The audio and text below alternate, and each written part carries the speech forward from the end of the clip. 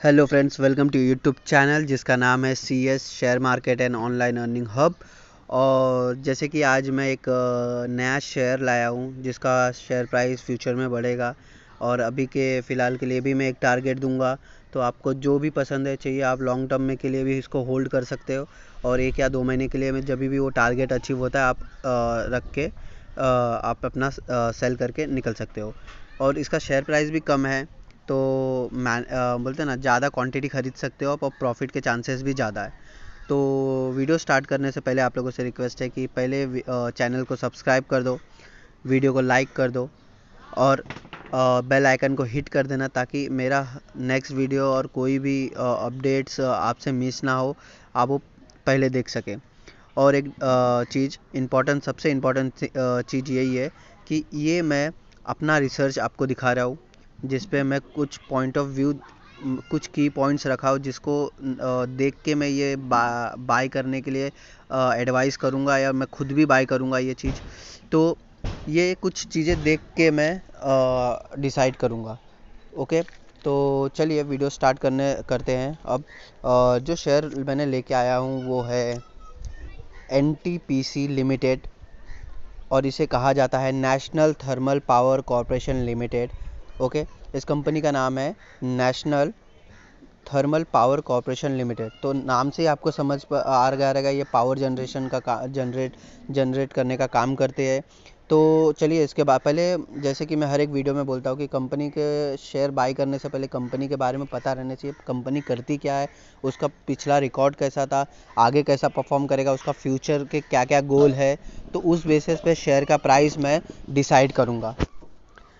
NTPC Limited, formerly known as the National Thermal Power Corporation Limited, an Indian public sector undertaking engaged in the business of generating electricity and allied activities. It is a company incorporated under the Companies Act 1956 and it is promoted by the Government of India. सबसे बड़ा point है इसमें, ये promote कर रहा है government of India, खुद इसे प्रमोट कर रहा है। The headquarters of the company is situated at the New Delhi. NTPC core business is generation and sales of electricity to state-owned power distribution companies and state electricity boards in India. The company also undertakes consultancy and turnkey project contracts that involve engineering projects, management, construction managements and operation and management of power plant. Okay, अब देखते हैं ये national thermal power company limited के कुछ की points. Types, ये public sector में आता है। ट्रेड, ये BSc NSc दोनों जगह हो रहा है। इंडस्ट्रीज में अगर हम कंसीडर करेंगे तो जैसे कि नाम से ही पता है, ये इलेक्ट्रिसिटी सेक्टर से बिलोंग करता है। और फाउंडेड, अब ये फाउंडेड मतलब ये कंपनी बिल्ड कब हुई थी, तो ये 7 नवंबर 1975, 45 ईयर अगो। और इसका हेडक्वार्टर जैसे ऊपर भी देखा था कि न्यू दिल्ली इंडिया में है।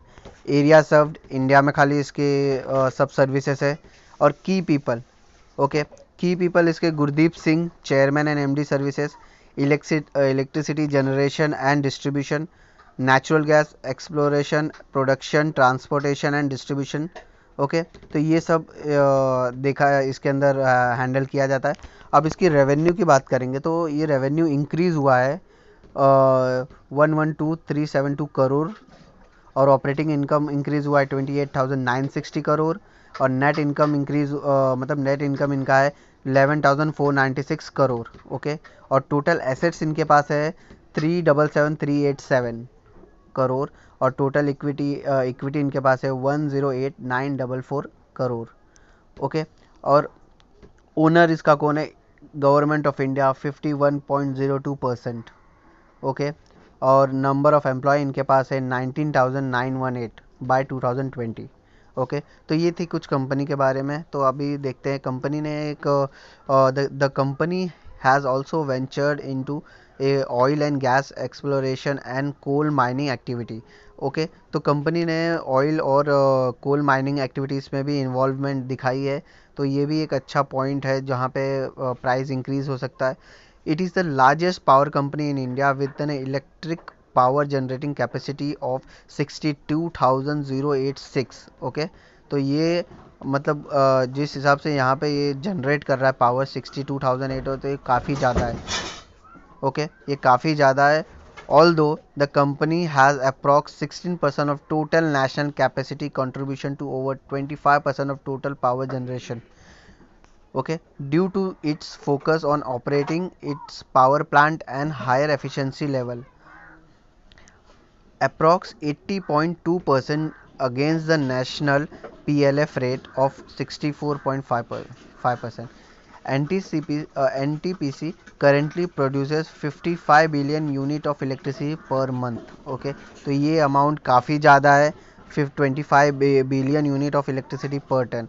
ओके, और ये फ्यूचर में इसका प्लान्स भी काफ़ी अच्छे हैं, जो आगे जाके मुझे नहीं लगता कि शेयर प्राइस कम होगा, ये उल्टा बढ़ेगा ही। तो देखते हैं NTPC plant and their capacity. Okay, इनके जो प्लांट्स है और उनके कैपेसिटी क्या है अभी देखते हैं। Total installed capacity of the company is 62,110 megavolt, including 11,755 megavolt through GVS and subsidiaries across the country, 24 coal-based station, 7 gas-based station, 1 hydro station, 1 small hydro, 11 solar PV and 1 wind-based station। तो ये सब हर sector cover कर लिया इसने जो electricity generate करता है। And 25 joint venture station, 9 coal based, 4 gas, 8 hydro, 1 small hydro, 2 wind and 1 solar p. और बहुत से ऑप्शन है इसके पास, और ये मुझे नहीं लगता कि आगे डाउन जाएगा। और फ्यूचर गोल इसके देखेंगे ना, तो the company has developed a long term plan to become a 1,28,000 megavolt company by the year 32। Okay, आप यहाँ पे देखो इसका कितना है 62, वहाँ से वो डबल कर रहे हैं अपना बाय नेक्स्ट 10 ईयर। उनका प्लान है कि वो 1,28,000 megavolt capacity bye the year 2020 वो जनरेट करेंगे।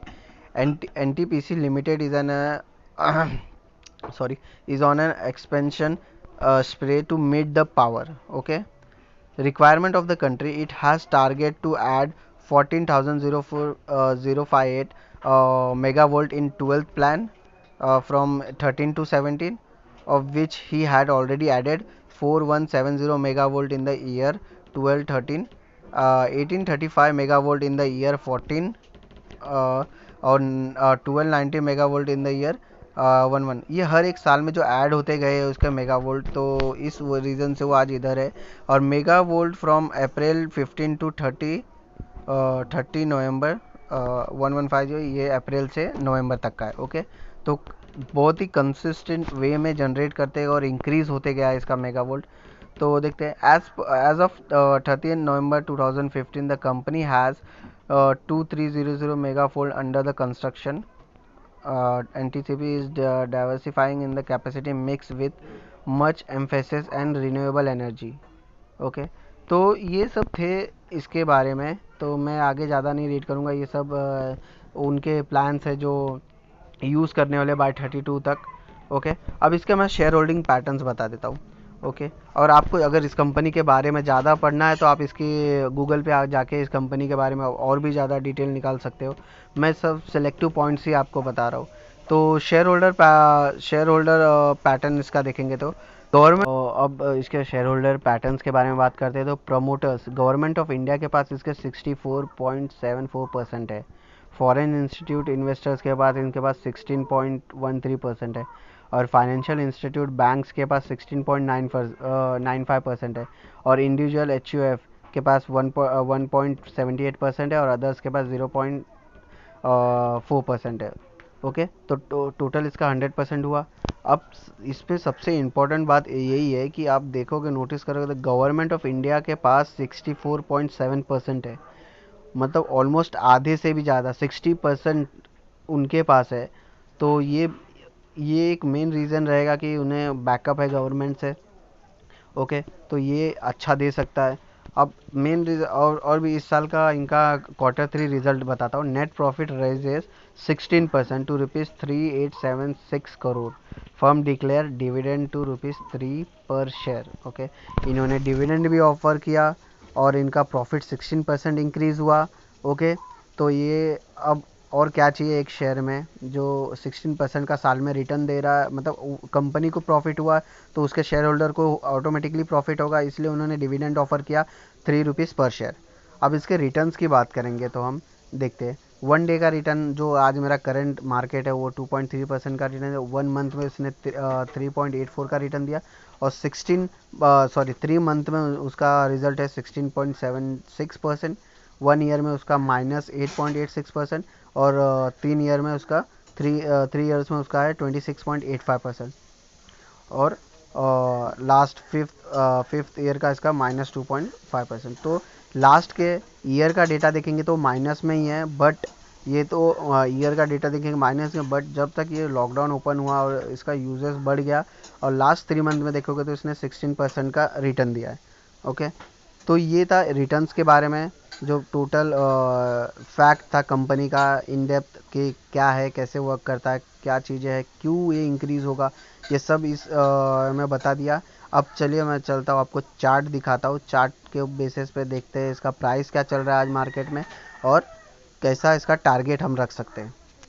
तो ये हमारा शेयर एनटीपीसी जो मार्केट पे अभी फ़िलहाल उसने 1.72% का आज के दिन हाइक दिया उसने, जो करंट मार्केट चालू है आज के दिन का। उस हाई उसने 102 दे के, और लो 98 है इसका आज के दिन का, और 52 वीक्स का 118.90 है। ओके, और इसका बिड हो रहा है 100, और आस्किंग भी 100, मतलब ऑलमोस्ट सेम है। ओके, तो चलिए हम चार्ट देखते हैं।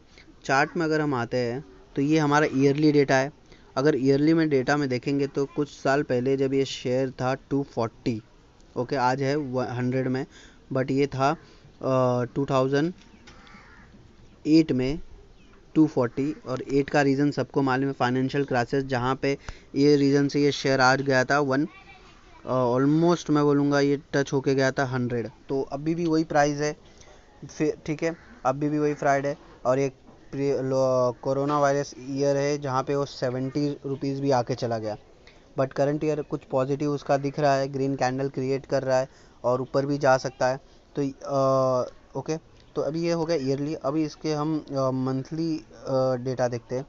अगर हम इसका मंथली डेटा देखेंगे तो मंथली डेटा भी कुछ खास है नहीं, बट एज़ पर अभी रिज़ल्ट और एज़ पर इसके डिविडेंड ऑफर किया है और फ्यूचर प्लान्स को देखते हुए ये शेयर फ्यूचर के लिए अच्छा है।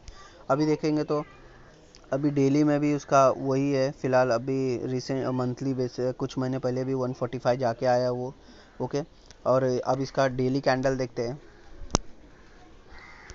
मंथली हमने ईयरली देख लिया, मंथली देख लिया, अब डेली।